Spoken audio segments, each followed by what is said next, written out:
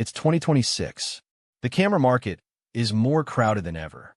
Canon has caught up, Nikon is killing it with the Z series, and Lumix is still the king of internal specs. But you're here because you've looked at the Sony ecosystem. You've seen the lenses, the autofocus, and the resale value. But here's the problem. Buying a Sony camera right now is like walking through a minefield. If you buy the wrong body, you're stuck with an outdated menu system, overheating issues, or worse, paying for full-frame features that an APS-C camera could actually do better for half the price. Today, we're breaking down the entire Sony lineup for 2026. From the budget kings to the rip-your-marriage-apart professional rigs, we're going to find out exactly where you should put your money and which cameras you should avoid like the plague. Let's roll. Let's start with the gateway drug, the Sony ZV-E10 II. Now, I see the comments every day. Jason, $800 isn't budget. And look, I hear you. But in 2026, the under $500 market is basically dead unless you're buying a used A6000 with a scratch sensor and no warranty. If you want a camera that actually beats your iPhone 17 Pro, this is the floor. The ZV-E10 II is a 24-megapixel APS-C powerhouse. The secret here? It shares the same sensor DNA as cameras twice its price. You are getting 4K video that looks indistinguishable from a $1,600 camera. You get the product showcase mode that makes vloggers' lives easy, and it comes in black or a very clean white. Why is it cheap? Because Sony cut the corners that don't affect the image, but do affect the feel. You get the old, clunky menu system. The screen is meh in direct sunlight. The battery life is, well, you'll need 3 spares. But if you pair this with a $180 Viltrox Prime lens, your footage will look like a Netflix documentary compared to your phone. If you can stretch your budget by $500, we move into what I call the sweet spot. The Sony A6700. I've been saying this for 3 years.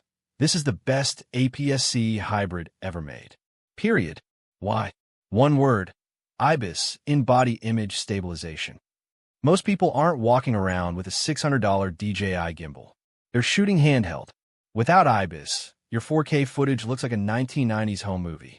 With the A6700, it's buttery smooth. This camera actually beats some full-frame cameras in 2026. It shoots 4K at 120 frames per second.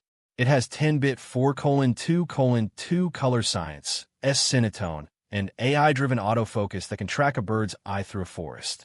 If you're doing 50% photography and 50% video, this is the Vong top choice. Don't let the crop sensor label fool you. This thing is a beast. Now, we have to talk about the trap. In 2026, retailers are going to try to sell you older full-frame models at a discount. Specifically, the Sony A7R IV. On paper, 61 megapixels sound amazing. You think, I can crop in forever. But the A7R IV is a dinosaur in terms of usability. It uses the old Sony menu, which, let's be honest, feels like trying to program a VCR for 1985. The autofocus lacks the new AI deep learning chips, and the phone connectivity is a nightmare. If you need resolution, you go for the A7R IV or the A7CR. The A7R IV is for the pros who need dual card slots, because if one card dies at a wedding, your career is over. The A7CR is for the travel photographer who wants that 61 MP resolution in a body that fits in a fanny pack. Both have a new AI autofocus that can tell the difference between a car, an airplane, and a squirrel's left ear. Let's talk about the EDC, the everyday carry. This is the Sony A7C II. There's a huge trend in 2026 towards smaller cameras. People are tired of carrying bricks. The A7C II is basically an A7 IV that went on a diet. It's light, it's sleek, and when you pair it with a small G-series prime lens, like the 24mm or 40mm, it becomes the perfect street photography tool. Some people will point to the RX1 R3. Yes, it's smaller. Yes, it's $5,000. But you can't change the lens. For most of you, the A7C II is the logical choice. It gives you that full-frame look, that creamy background blur, without the back pain. Now, let's talk to the filmmakers. If your goal is the cine look, you have two paths. First, my personal favorite, the Sony ZV-E10. This camera is a wolf in sheep's clothing. Sony marketed it as a vlogging camera, which was a huge mistake.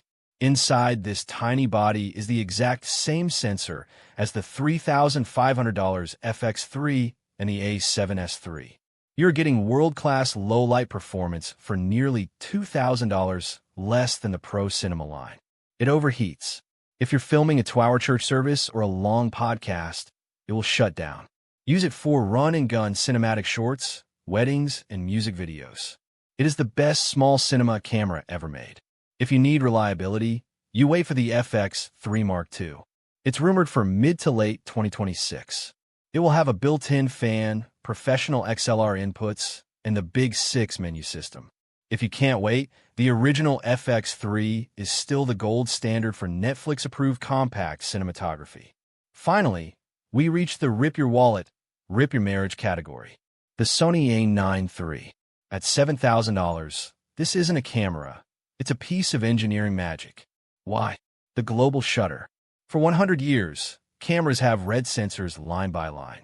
This caused rolling shutter. You know, when a golf club looks like a noodle when you swing it. The A7R III reads the entire sensor instantly. You can use a flash at any shutter speed. You can shoot at 1/80,000th of a second. You can shoot 120 frames per second in RAW with zero blackout. It is the most versatile camera ever made. Whether you're shooting the Olympics or a high-end fashion show in broad daylight, the A7R III is the undying respect king of 2026.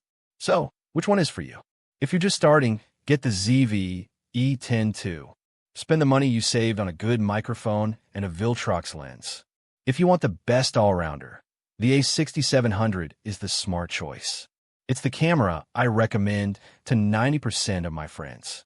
If you want the full-frame look on a budget, look at the A7C II.